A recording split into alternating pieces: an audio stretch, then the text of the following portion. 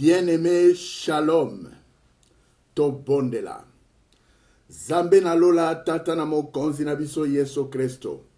Kolo na tondio na kumisio na mokolo moyo siliko pese lokola likabo nkolo. Ete na solo la lisusu na bana na yomo yenge bene. Na yango nazali ko belela nkolo. Ete présence na molimo mo santu na yo nkolo. Ele kanako kita, shekina na ekita. Etonda kati na esiko yo mo yenge bene. Po ete oyo ngai na koloba kati na bibebu na ngai. E uta kati na ngai te ngai simple grain de sable. Na se fase kase ute pai na yo nkolo. Na yango nazali ko bebisa. Bo konzion sotu ya moini shetani. Nazali ko bebisa. Bo konzion sotu. O ezali ko confesser comme on est kati na isika oyo. Quelle que soit sa forme. Quelle que soit sa venue. Quelle que soit sa puissance. Par l'autorité puissante de Jésus de Nazareth. Nazako randrango kadik. Kotinda yango bisika bizangi mai. Kolotika eti oleka na ko coordonner. Maso makoleka kati na isika oyo sasa ipi. Na kombo na Yesu Kristo. Amen. Alléluia, alléluia. Bien-aimé, thème ya mokolo na ngai na lelo ezali recevez votre miracle. Na yango tokoleka na kotanga eloko nini makomi ezali kosunga biso. Tokotanga na évangile ya Jean 2 kobanda na verset 1 tina 11. Na tangi na kombo na Yesu Kristo. 3 jours après, il y eut de noces à Cana en Galilée. La mère de Jésus était là et Jésus fut aussi invité aux noces avec ses disciples. Le vin ayant manqué, la mère de Jésus lui dit, « Ils n'ont plus de vin. » Jésus lui répondit, « Femme, qu'y a-t-il entre moi et toi? Mon heure n'est pas encore venue. » Sa mère dit au serviteur, « Faites ce qu'il vous dira. » Or, il y avait là 6 vases de pierre, destinés aux purifications des Juifs, et contenant chacun 2 ou 3 mesures. Jésus leur dit, « Remplissez d'eau ces vases. » Et ils les remplirent jusqu'au bord. « Puisez maintenant, leur dit-il, et apportez-en à l'ordonnateur du repas. » Ils en apportèrent. Quand l'ordonnateur du repas eut goûté l'eau changée en vin, tandis que le serviteur qui avait puisé l'eau le savait bien, il appela l'époux et lui dit, « Tout homme sert d'abord le bon vin, puis le moins bon après qu'on s'est enivré. Toi, tu as gardé le bon vin jusqu'à présent. » Tel fut à Cana en Galilée le premier des miracles que fit Jésus.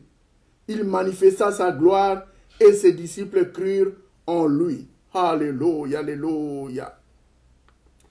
Bien-aimés dans le Seigneur,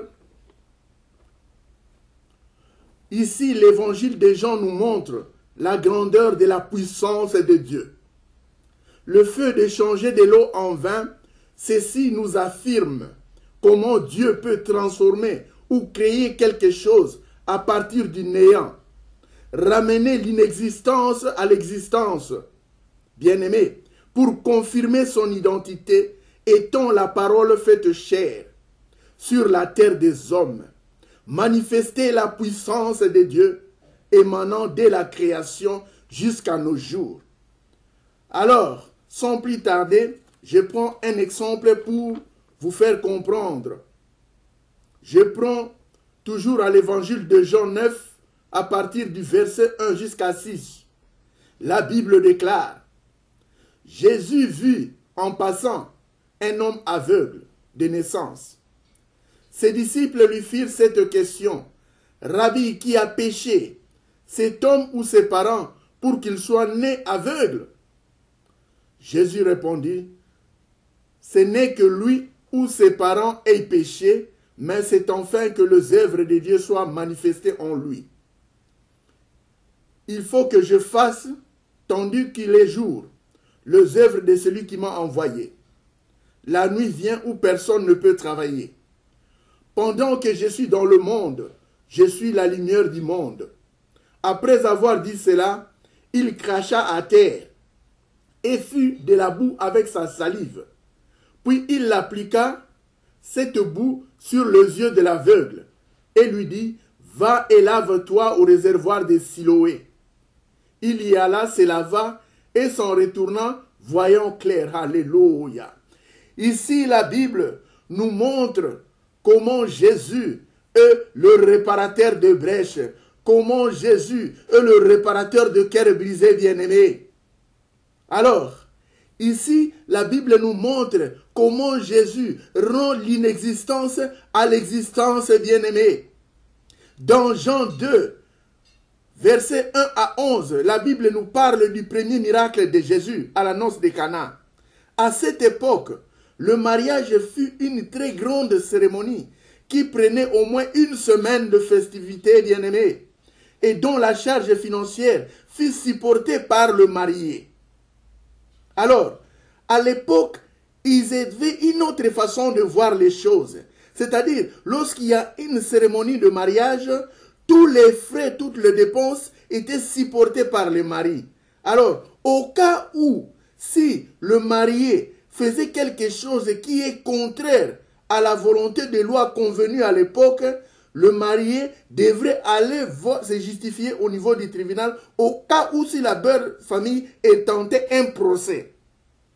Alors, dans ce genre de circonstances, bien-aimés, manquer le vin ou à manger aurait non seulement être un embarras considérable vis-à-vis des invités, mais de la dite cérémonie, mais une honte car le manquement de quelque chose pourrait amener à la famille de la mariée d'intenter un procès en justice contre le marié. Par conséquent, le marié devrait prendre toutes les dispositions possibles pour mieux orner cette cérémonie mémorable qui faisait l'honneur, la fierté et la dignité familiale. Alors, s'il y a un manquement, c'est lui qui paierait les prix, bien-aimés au tribunal. Et la prison serait peut-être les conséquences qu'il devrait payer pour avoir commis une honte manifeste à l'égard de la belle famille. Le fait que Jésus ait été invité avec sa mère et ses disciples, cela suppose que ce fut celui d'un proche de la famille. Alors, bien-aimés, en pleine cérémonie, malheureusement, il y eut manquement de vin. Alors, les deux familles commençaient à s'inquiéter. Du côté de la famille de mariés, ils craignaient que leur fils soit assigné en justice. Et du côté de la mariée, ce fut une honte car la belle famille les a marchés sur le pied. Ils avaient leurs invités qui étaient venus, ils avaient leurs collègues de travail qui étaient venus, ils avaient leurs enfants qui étaient venus, ils avaient leurs amis intimes qui étaient venus, les invités d'honneur. Alors, manquer quelque chose, c'était vraiment une honte. Et ça qui m'a camboya soni de komolingami. Pour être famille ya moi si ba yei na kati na fête. Ba bengi si bandeko na bango. Ba bengi si ba camarade na bango ya misala. Ba bengi si ba camarade ya bana na bango. Ndenge moko pe na famille ya mobali ba yaki no ya bango bato entre autres. Yesu Christ se retrouva ki wana na mama Maria pe na ba yekoli na ye na kati na fête wana ndeko. Alors ba yeko mona ete bato balekaki ebele. Alors masanga ezalaki lisusu ya kokokate pona ko continuer ko servir na bato lokwa bato balekaki. Donc masanga ekomi kotambola na ndenge ya nweno ndeko. Bakli bato bayaki bakomi mawa ba invité bakomi na mawa basusu bakomi kotia maboko na matama. Et puis famille ya mwasi batutuki bamoni yango ezali normalité ezali lokola mwana mobali oyo abwakeli bango mai na makolo.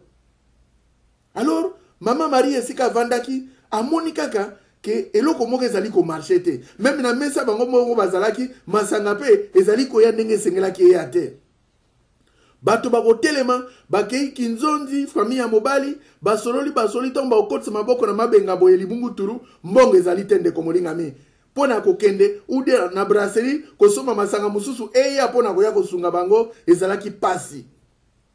Alors mama Maria talibweti alobi non yana likambo eza koleka eza normal ete. Kuna pe lokola tata oya botaki mwasi azali lokwa batato to benga na bakongo bandibo bakakanda makasi wana tata wana loyi makambo bokilo oyo asali esengeli biso to memaye epai na bazuzi bataela biso likambo na soni obokilo oyo ayokisi biso.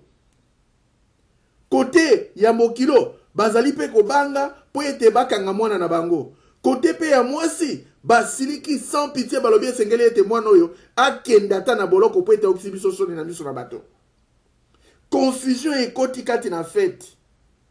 Alors Marie akei kotuna papa likamunino kotomboka boya tuni yoza kote ni babine me yazali kote ya mwana wa kobala babia tribunal tozali na likamosusu ya kodiskute na yote tokuta na kaka na tribunal. Kuna esika mwana na banga mobali wa balaki azalaki miso ekomi lokola mbwa utoso moto akokalikile miri ya clotine ningi akobanda mbango akima po ete esili koyinda na kati na fete ndeko molingami. Maria vandi na kati na ye alobi te. Molimo osanto asososi alobi te. Soki ngai na tiki likambo boye mwana mobali oyo bakokende na epai na bazuzi ezali malamu te.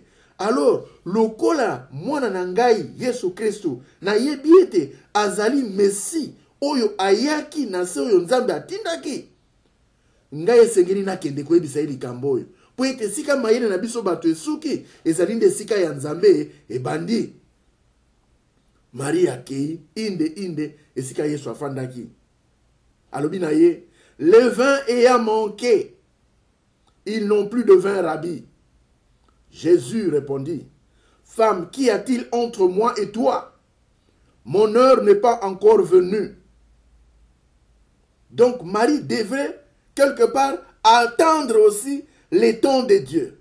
Parce que c'est Dieu qui change les temps et les circonstances, qui renverse et qui établit le roi, qui donne la sagesse aux sages et la science à ceux qui ont de l'intelligence.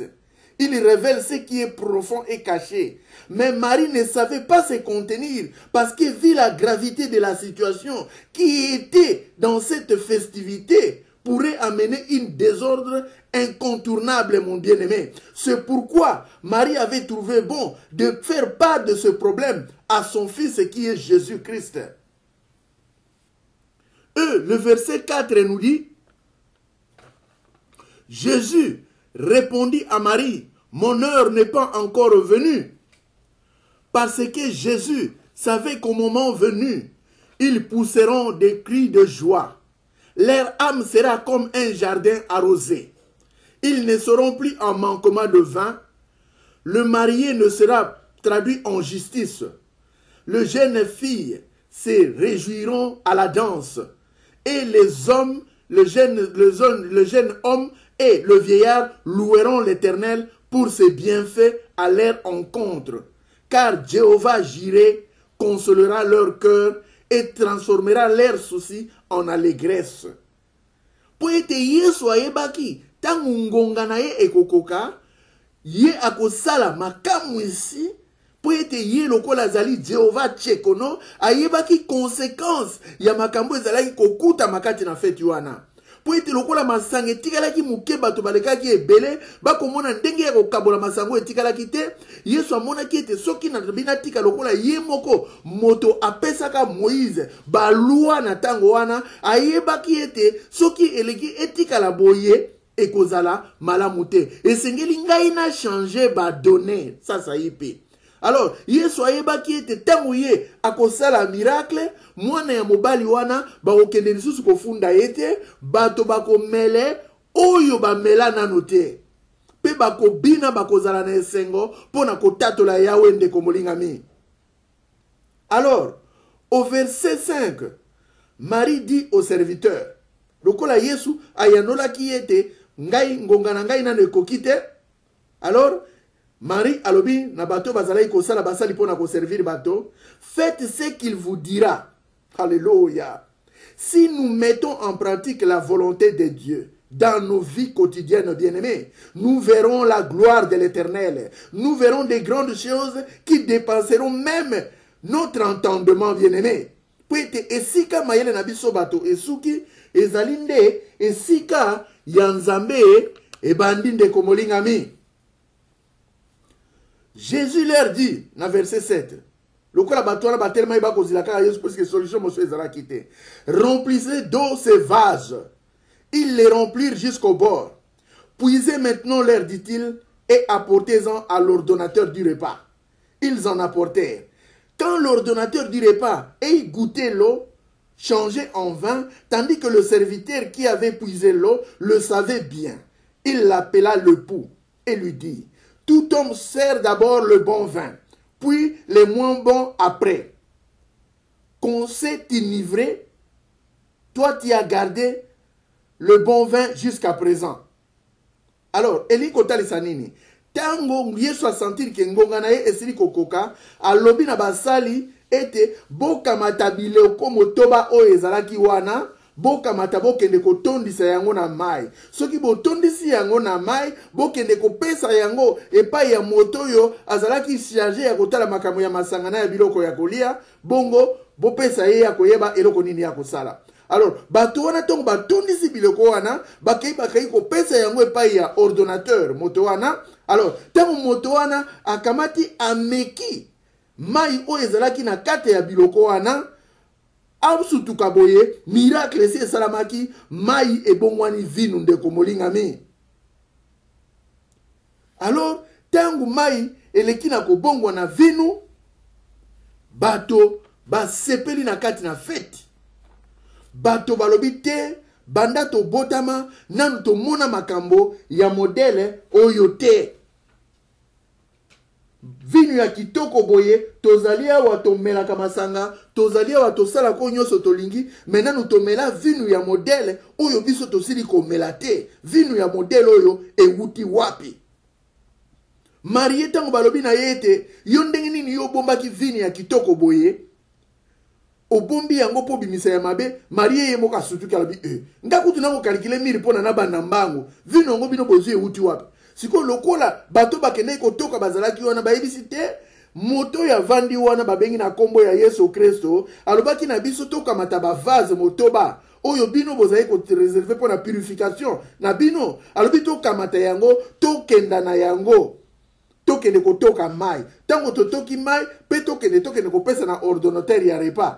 Alors tango ordonnateur ameki biso pe toyebaki te tomonika toye na mai, tosutuka ekomi vino. Donc ezali miracle oyo ya monene oyo eleki na kosalama. Donc moto oyo azali Yohoshua ya Mashia, moto oyo azali mosali na Nzambe oyo ba profeta babelelaka ye wana vandi pembeni na mama Maria. Cette transformation de l'eau en vin nous montre la puissance de Dieu. Ce qui signifierait que Dieu peut transformer ta vie aujourd'hui, bien-aimé, si tu ouvres ton cœur à Dieu.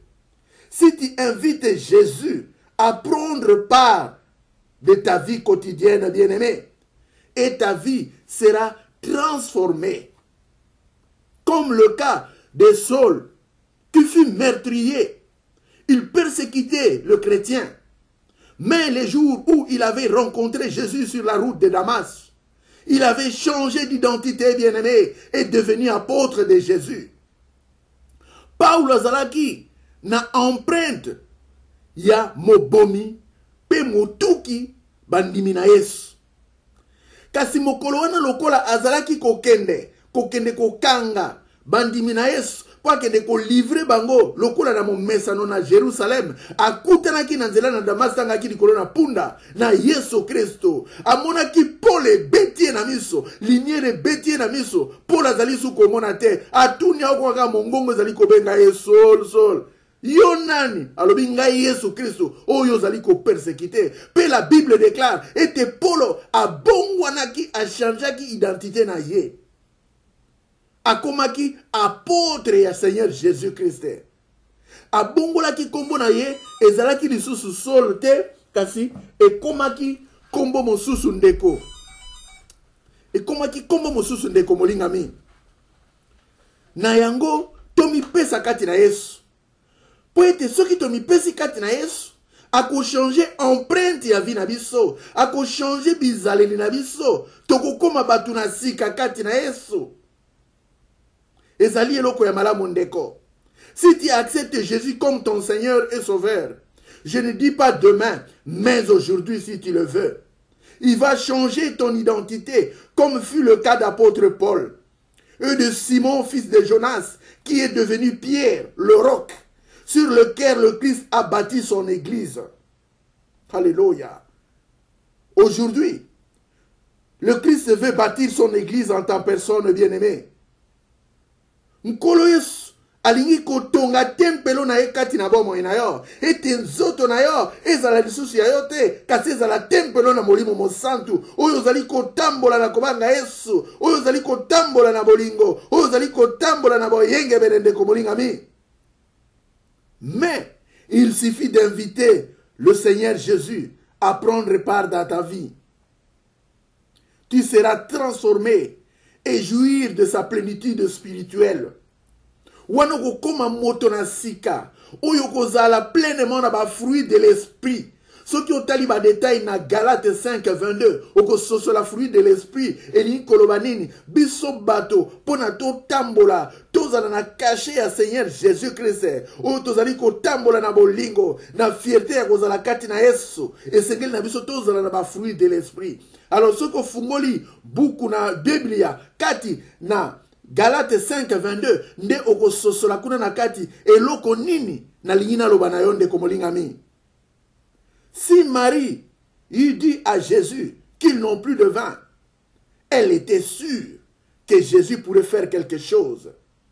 Elle était sûre que Jésus est le Fils de Dieu. Elle avait ouvert son cœur à Jésus, bien qu'il était son fils. Alors, bien-aimé, donne-toi à Jésus. Prononce un mot d'amour à ton roi. Il caressera ton cœur, comme fut le cas aux noces de Cana. Tozwa ekatelin de komolingami. Tobila Yesu Kristo. Tolongwa na mokili. Tolangwa Yesu Kristo. Akokota pe akovanda kati na mitema na biso. Nzoto na biso ekokoma tempelo na molimo mosantu. Tokomela vino ya sika. Vinu ya mai na bomoi. Oyo ezali liloba na Nzambe. Oyo ezali vinu ya lola ndeko molingami. Oyo ekeseni na ya mokili ndeko. Kolo Yesu akotondisa bolingo na kati na biso. Vino wana ekobongola bizaleli na biso tokokoma ndakisa na miso na bato. Nakopesa bino lisusu exemple kati na makomi ya moto oyo asezisaki opportunité. Lokola na kolomba na bino bo saisir na mokolo na lelo. Ezali histoire o ezali kati na Biblia. O ezali réalité ya femme samaritaine. Soki tofungoli Biblia na biso na Jean 4 verset 7 à 15. Tokomona ete la Bible déclare: une femme de Samarie vient puiser de l'eau. Jésus lui dit: donne-moi à boire. Car ses disciples étaient allés à la ville pour acheter des vivres. La femme samaritaine lui dit: comment toi qui es juif demandes-tu à boire, à moi qui suis une femme samaritaine? Les juifs en effet n'ont pas de relation avec les samaritains.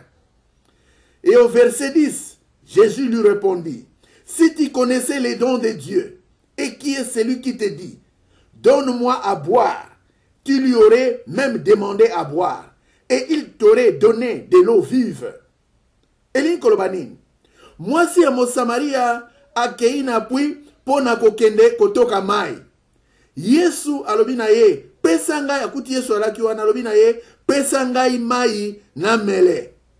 Et puis, ba disciple bazalaki na Yesu esika moko ti pa bango bakende kosomba biloko na kolia. Alors mwasi wana yanoli Yesu alobi, ndenge nini yo moyuda yo senga biso basa Mosamaria mai. Po ete biso na bayuda toyoka na kate. Yesu ayanoli alobi na ye, soki oyebaki likabo na Nzambe ete ososola moto nini oyo azali kolomba mai epai na yo, yo nde olingaki kosenga ye mai ya komele, pe ye alingaki kopesa yo mai na bomoi. Alors, na verset 12, mwasi a comprendre etalo mais comment dit, yo ozali nani?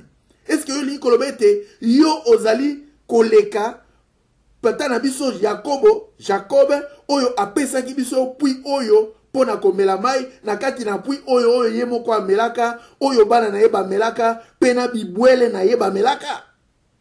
Yesu alobi na ye, Jésus lui répondit: quiconque boit cette eau aura encore soif. Mais celui qui boira de l'eau que je lui donnerai n'aura jamais soif. Et de l'eau que je lui donnerai deviendra en lui une source d'eau qui jaillira jusqu'à dans la vie éternelle, bien-aimé. Au verset 15, la femme lui dit, Seigneur, donne-moi cette eau afin que je n'aie plus soif et que je ne revienne plus ici, puiser l'eau. Alors, nazali sikawa kozonga pon na fungoela bino libomba mimoko o ezali ya motuya ndeko molinga mi. Soki totali na verset 10. Ordonnateur ya repas alobaki na moto ya balaki boye. Tout homme sert d'abord le bon vin, puis le moins bon après, qu'on s'est enivré. Toi, tu as gardé le bon vin jusqu'à présent. Elin kolobanini. Ete, soki totali awa, masanga oyo ya lobaki ete, bamela pe balangwa, ezali masanga oyo Yesu Kristu asalaki miracle. Alors, sikoyo yazalaki kokanisa ete, masanga na bango bamelaka oyo ezalaka na fermentation makasi ya alcool, oyo ba tiaka mai pona kokitisa mpe dosage ya alcool, ya kanisa ete masanga wana nde ezali masanga oyo ebongwani vino. Mais yazali kobosana masanga oyo bango bamele balingi bamele oyo mekaki ezalaki masanga oyo ezalaki na molimo mosantu na kati oyo ezalaki na makila na Yesu na kati oyo ezalaki vin celeste ndeko molinga mi.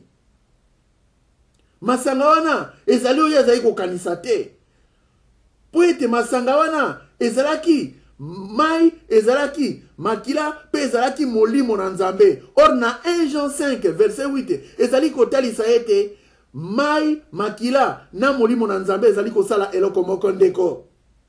Donc masanga oyo bango bamelaki ezali masanga oyo nkolo Yesu alobi awa na femme samaritaine et que quiconque boit cette eau aura encore soif. C'est-à-dire, ceux qui bino bomeli masanga, oyo, bango bazare komele na momesano, oyo silaki etikalaki ndambo, moye kokana bevite alakite, bango zalaki toujours na pose à continuer komela. Alors, mais celui qui boira de l'eau que je lui donnerai n'aura jamais soif.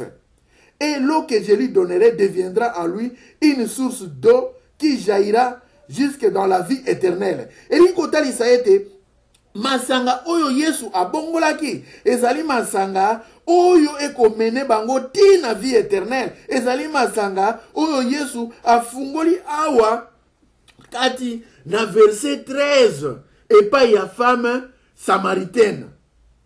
Donc ndenge mokili elobaka ete soki otomeli masanga tokolangwa po ete nkolo Yesu asala masanga ezali bongo te ndeko. Parce que masanga oyo mokili ezali kopesa bango ezali masanga ya lolenge mosusu. Kasi masanga oyo nkolo Yesu azali kopesa bango ezali masanga oyo ezali transformé kati na Yesu. Ezali masanga oyo ezali na boyenge bene. Ezali masanga oyo ezali kosunga bango pona basosola makomi pona molimo na nzambe etonda kati na bango ndeko molinga mi. Ezali masanga oyo bango bazali kokanisa na modèle wana bango bazali kokanisa la terre. Alors, cette transformation de l'eau en vin nous montre la puissance de Dieu. Ce qui signifierait que Dieu peut transformer ta vie aujourd'hui si tu lui ouvres ton cœur, si tu invites Jésus à prendre part dans ta vie quotidienne bien-aimée. Ezali eloko ya motu ya ndeko. Esengeli na biso ko bongwa na ndeko. Esengeli na biso ko zwa ekateli ndeko molima mi. To bila Yesu Kristo. To langwa Yesu Kristo. Mokile kosa biso te ndeko molinga mi. Yesu Kristo avanda. Akota avanda kati na mitema na biso. Nzoto na biso eko koma tempelo na molimo mosantu. Tokomela vino na bomoi kati na Yesu Kristo. Ezali eloko moko ya motuya oyo esengeli na biso koyeba. Na yango femme samaritaine asilaki kososola ete soki makambo oyo Yesu alobaki na ye ezali makambo oyo atikala koyoka te kati na bomoi na ye. Bango bayebaki ndenge Jacob oyo azalaki koko na bango aba komi père mais eli kotalisa lokola koko na bango azalaki kobondela nzambe kasi dimension ya modèle oyo bango bayokaki epai oyo ayokaki epai na Yesu en tout cas ekokisamaki te na oyo ayokaka na lisolo ya puyo la mayo bango bameleke mikolo nyonso ndeko. Pe la femme samaritaine alobi ete Seigneur, donne-moi cette eau afin que je n'aie plus soif et que je ne vienne plus à puiser ici. Pesa ngai mai na bomo oyo yo lobi na ngai ete nazala lisusu na posa na mai te ndenge na melaka mai ya puyo nazala komikumisa ete puya Yakobo kasi puya Yakobo mikolo nyonso nayaka kotoka mai nazali na posa ya mai oyo yo kopesa ngai po ete nazonga lisusu na puyo soki mokolo moko te ndeko. L'histoire continue, mais je m'arrête un peu ici parce que nazali na ligne d'orbitre mosusu ndeko.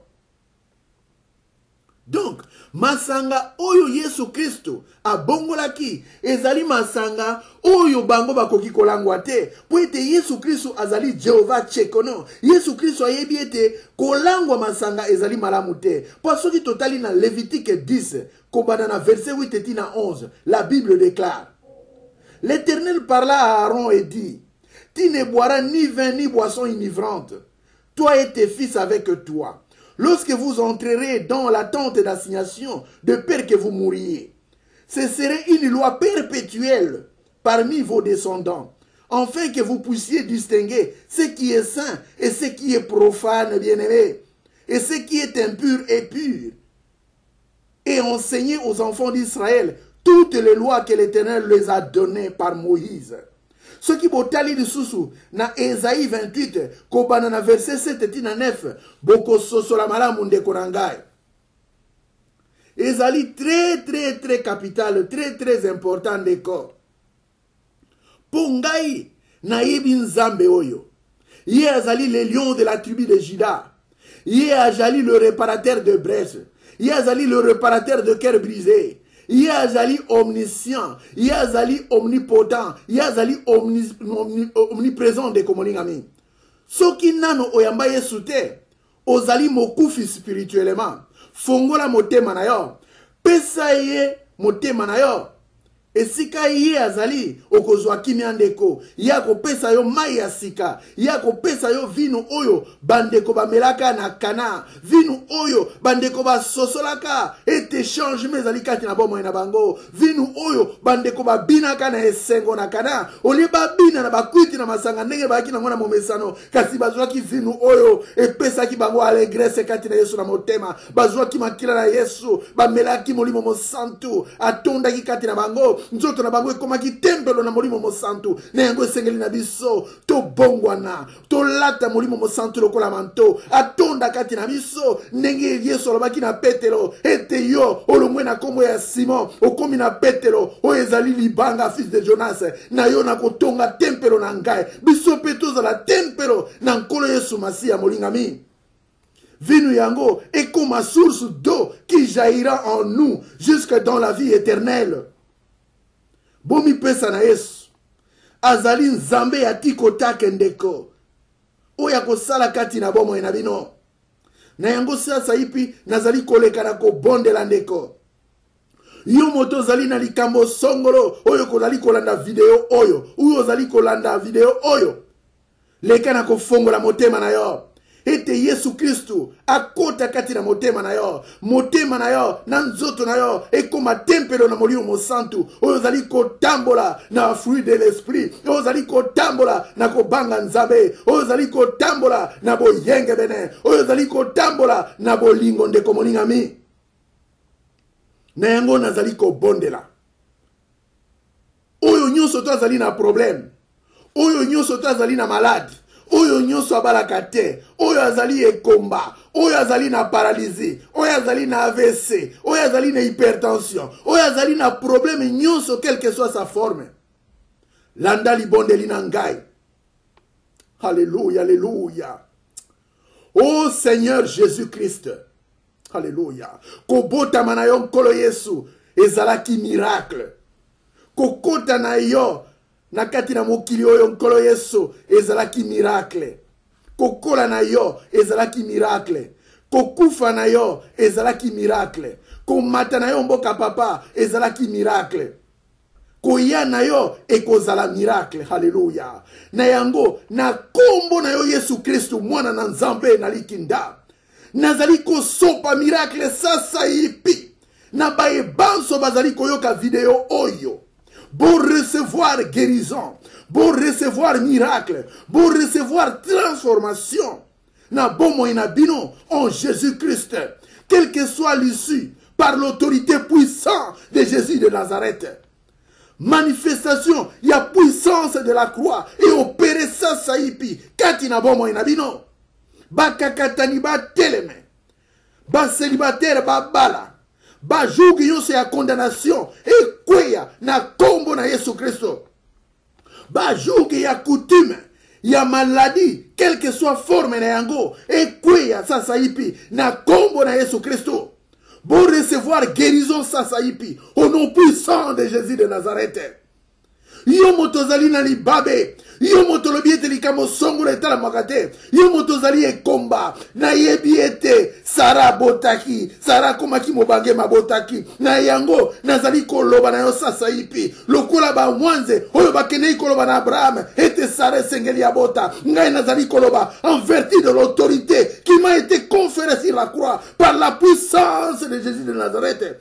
Recevez le miracle sasa ipi. Au nom de Jésus-Christ, alléluia, alléluia. Éternel, renouvelle leurs intelligences, renouvelle leurs forces dans le nom puissant de Jésus de Nazareth. Nakotinda moto na Nzambe, le feu dévora et consume misala nyonso ya mwini shetani kati na mabota na bino, quelle que soit sa forme, quelle que soit sa durée, quelle que soit sa provenance, par l'autorité puissante de Jésus de Nazareth.